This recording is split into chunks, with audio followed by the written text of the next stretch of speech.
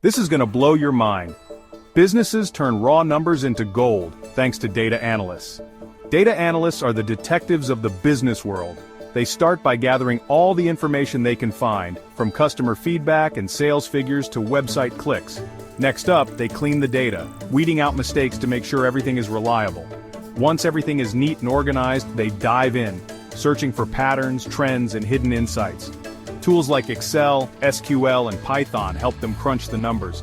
They might spot a product that's selling like crazy or figure out why sales dipped last month, but it doesn't stop there. Data analysts turn their findings into clear, simple reports or dashboards, guiding their teams towards smarter decisions. In a typical day, they'll pull fresh data, track important metrics, and present their discoveries to managers or executives. So next time you see a big, game-changing decision at a company, chances are a data analyst had a hand in making sense of the numbers behind it.